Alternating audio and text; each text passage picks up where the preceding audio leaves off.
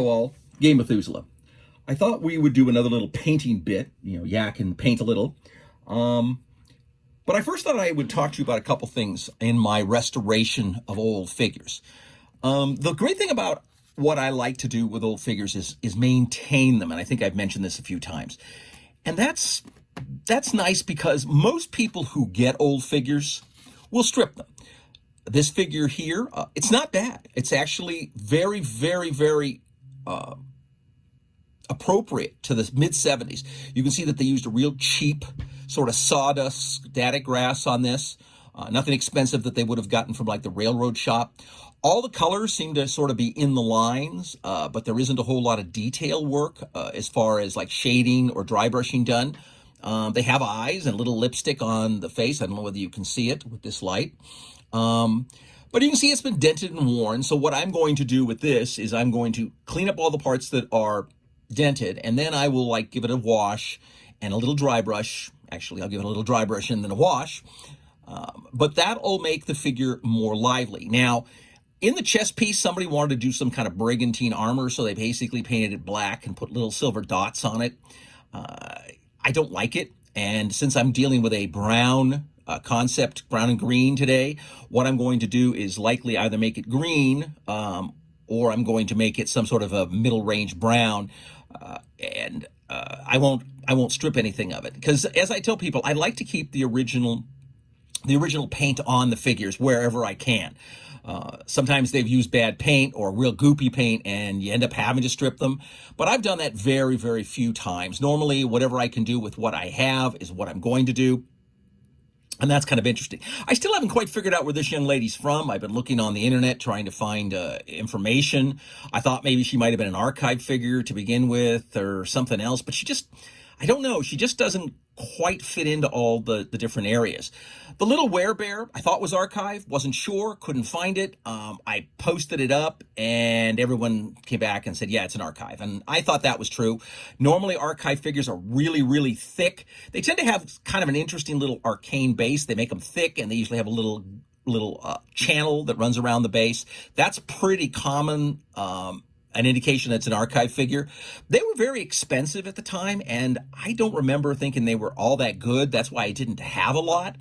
I have some. They made some things that nobody else made. They made an owlbear, which was really cool, and I don't think at the time anybody was making one. And that's really neat.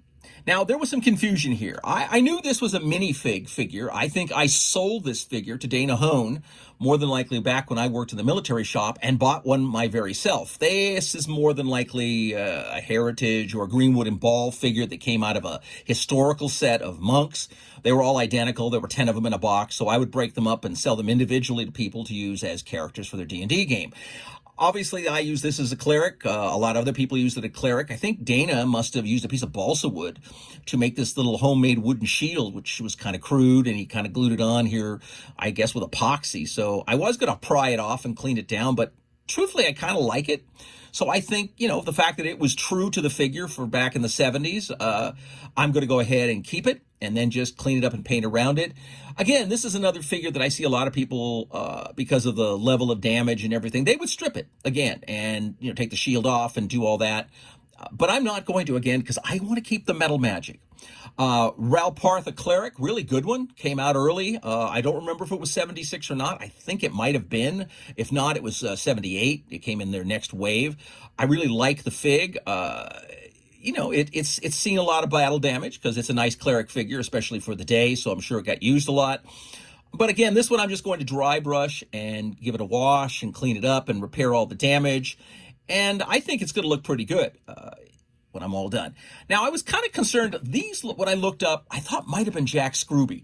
Now, if you guys ever see Jack Scrooby 25 millimeter fantasy figures, I had a lot of the big 54 millimeters I used to paint up and give them out as gifts to friends of mine. They have all been sort of scattered to the winds. I doubt I could find any of them at this point. But these I thought were old dire wolves from Jack Scrooby. They real flat. Jack Scrooby miniatures, a lot of times, earlier miniatures were kind of two-dimensional because of the molds they had to use.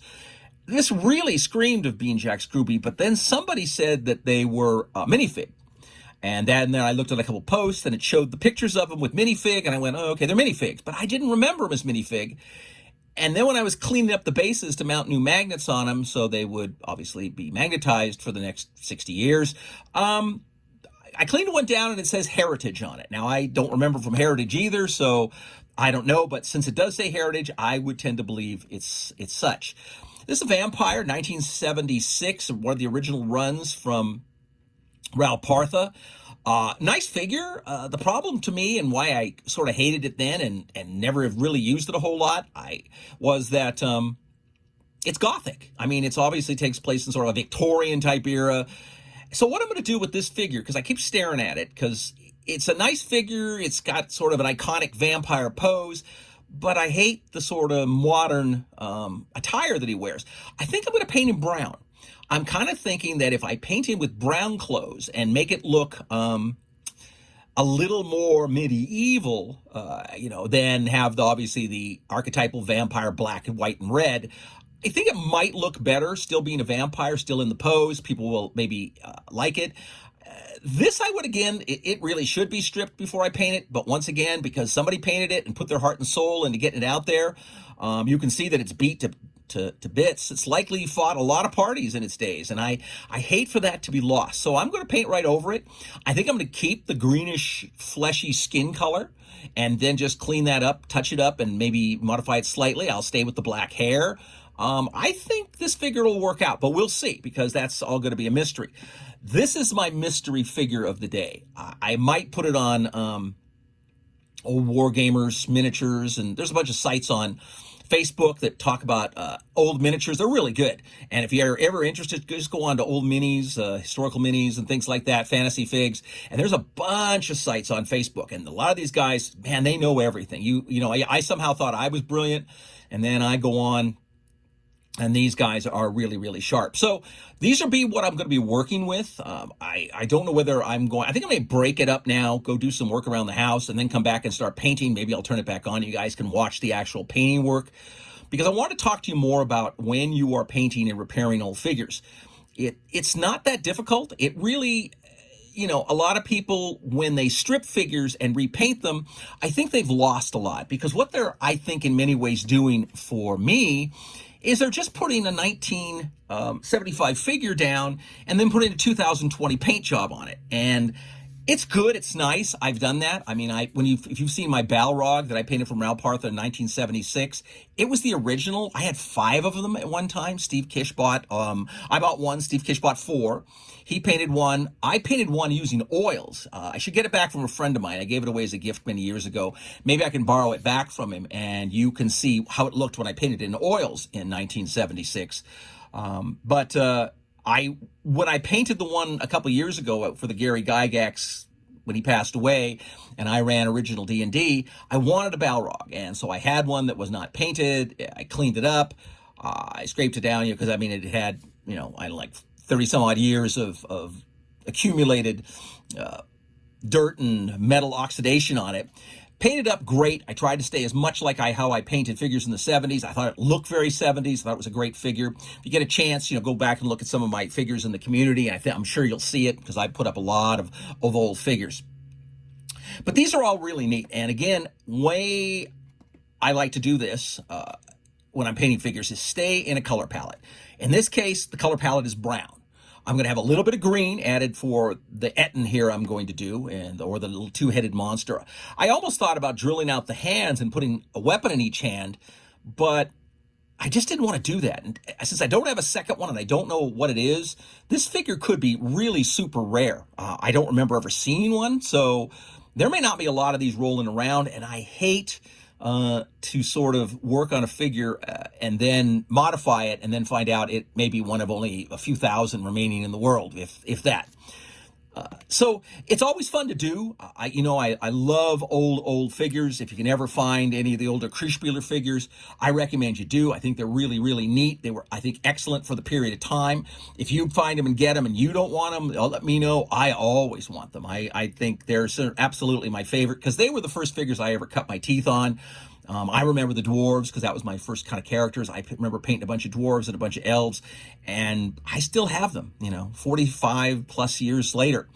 So it's fun to have. So I'm going to take this little break so you just can see what I'm doing here, and then I think I may come back. I'll just post this up and let you just see what's going on. And then when I come back, we'll strictly just do painting, and you guys can watch and see how I do it. Again, the whole idea is speed. I never try to do things in a manner where I'm looking to really make it a real sophisticated paint job. What I'm looking at is just to put it back on the board and make it serviceable for play again, because I really love running D&D Zero events, and I hope to do more and more of that in the future. I still think this is such a cool figure, and old 70s female figures that aren't naked are really tough to find. Half the time I was painting clothes onto naked figures because I just didn't want my figures looking like they were, walking around without any protection. I mean, it just doesn't make any sense to me. I would have figured that any Dungeon Heroes, even the fact that she has kind of a short skirt kind of bothers me. I wish she had something that looked like leggings, but nonetheless, it's a good figure. It's a ranger. It's got a bow, sword, a shield, kind of very useful. So I'm going to go ahead and get her painted and get her ready to go back out in the field. So sometime in the future here, when we have a D&D Zero game, maybe somebody will decide they want to run her, and she'll be back on the board after many decades of sitting in the dust. So I hope this is always helpful for you to see things, because building a collection now, don't worry about, like I said, maybe if you don't want to get into the old figures like this, start from when you got into the game. Maybe you were playing 3rd edition and, or maybe, and get those figures and start it out, because time passes really quickly. And, I can remember all these figures when I had them in my hand when they were all brand new and the game was in its infancy and just amazing to look at. That time will come quickly, and then you will be the old sage who gets up and talks about those ancient measures back when you were playing Advanced Dungeons and Dragons, or say D&D 2nd edition, or Fantasy Trip, or roll, whatever it is you played. So until I have a chance to talk to you again shortly on this, fight me devils fight, for I hate peace, and paint on.